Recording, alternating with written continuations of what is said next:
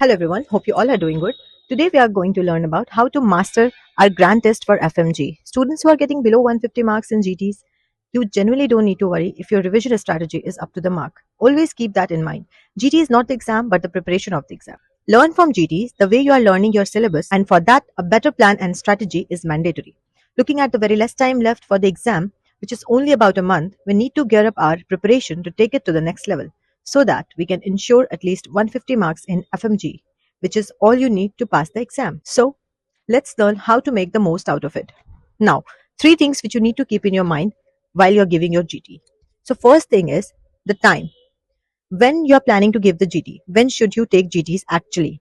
So, the first thing is before you start your preparation, you will know your stand. How much do you already know, and what are the topics and which are the subjects you really need to focus on? That way you'll get an idea if you will take the GT right before your preparation, or even if you have just done one reading, do a GT after every revision cycle. Whenever you're completing one revision cycle of all the 19 subjects, give a GT. That will make you a strong command on the subject you already have prepared well. And if you don't know about the subjects which you have not prepared well, you will get an idea that these are the points, these are the topics which I am weak on, and you will work hard on that. Second thing is the analysis of GT. So, grand test analysis is all about the right questions and the wrong questions. Never think that if I did the question right, I don't want to read it and I don't need to read it. You always need to read both right and wrong questions as well. Get the topic, extract the core of the explanation. So, you need to know which topic the question is asked from, and you need to know the topic core. So, it is given in the explanation of most of the platforms. You will get to learn the core of the explanation, and then what you have to do is you make short and crisp notes about the important topics of the question. Now, after making the short notes, keep revising them.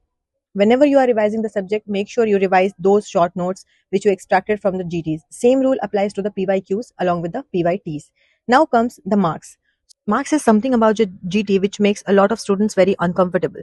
You don't need to focus on the marks because it can be proved very detrimental in the preparation journey of yours. Because if you're getting high marks, you might get into the overconfidence. Okay, if you're getting low marks, you're getting depressed that I am preparing so hard. Even though I'm preparing so hard, I'm not getting enough marks to at least pass the exam. Always remember, guys, this is just the GT and not the main exam, so you'll have to focus on this aspect. Because if you are very much confident, you might slow down your speed of study, and if you have low confidence, you will get depressed. Both of these things are not good for your preparation, trust me on that, and both of these will lead to poor performance in the exam.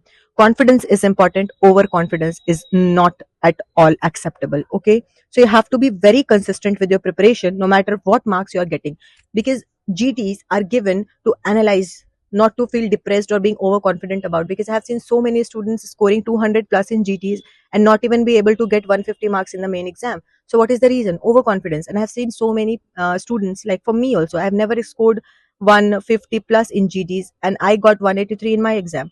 So it is very normal that you need to focus on the preparation rather than focusing on the marks you're getting in GTs. Now, very important thing is be consistent with the preparation. As I've already told you, that marks will only tell you about the situation of your preparation for the time being. It very much depends on how you read the question, how you perceive it, how you are answering it. So it's very important. Never ever judge your preparation on the basis of grand test ka marks. So that's it for the video, guys. I hope you really liked it and I hope you find the video very helpful. If you really find it helpful, do share, give it a like and subscribe to my channel. Thank you for watching.